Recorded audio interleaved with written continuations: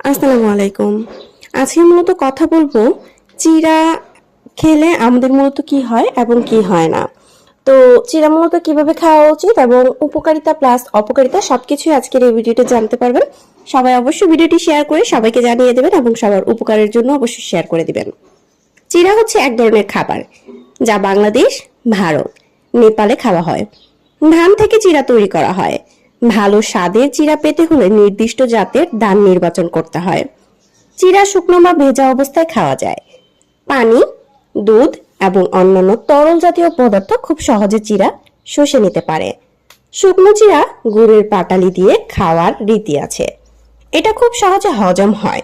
মিষ্টির দোকানগুলোতে দই চিড়া একটি বহুল প্রচলিত খাবার। তবে চিড়া মূলত ধানের মাধ্যমেই পাওয়া যায়।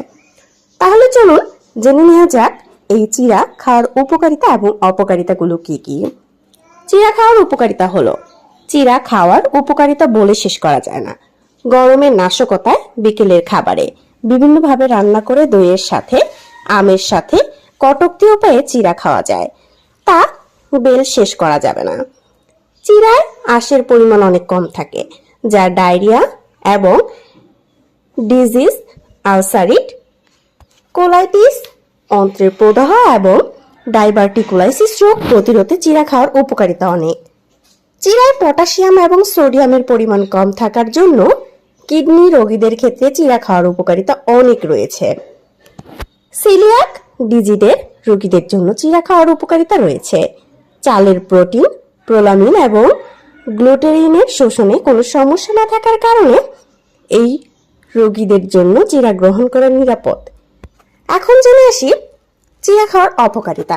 আমরা তো চিড়া খাওয়ার অনেকগুলো উপকারিতা পেয়েছি, এবার জেনে নিই আসলে কি কি অপকারিতা রয়েছে চিড়া খাওয়ার। চিড়া খাওয়ার অপকারিতা অনেক থাকলেও বেশি শর্করা এবং উচ্চ গ্লাইসেমিক সূচক সমৃদ্ধ খাবার বেশি গ্রহণে সিরাম ট্রাইগ্লিসারাইডের ঘনত্ব বৃদ্ধি পায় এবং ভালো কোলেস্টেরলের মাত্রা হ্রাস করে, যা কার্ডিওভাস্কুলার ডিজিজের ঝুঁকি বৃদ্ধি করে। তাই আপনারা চিড়া অবশ্যই ভিজিয়ে, অবশ্য শুকনা, অবশ্য আপনারা চাইলে অন্য কোনো পদ্ধতিতেও এটি ব্যবহার করতে পারেন। চিড়া কিভাবে ভিজিয়ে পানি অথবা চিনির সাথে অথবা লবণের সাথে খেতে হয়, এটা যদি কেউ না জানেন সেক্ষেত্রে আপনি আমার এই ভিডিওতে কমেন্টস করতে পারেন। আমি আপনাদেরকে জানিয়ে দেব আসলে চিড়াটা কিভাবে আপনারা খেতে পারেন, কতগুলো পদ্ধতি রয়েছে। চিড়া যেমন ভিজিয়েও খাওয়া যায়, ঠিক তেমনি শুকনো এটিকে ভেজে তারপরে আপনারা চানাচুরের মতো করেও বানিয়ে খেতে পারবেন অথবা মুড়ির মতো করেও আপনারা খেতে পারবেন। তাই আপনারা আশা করছি যদি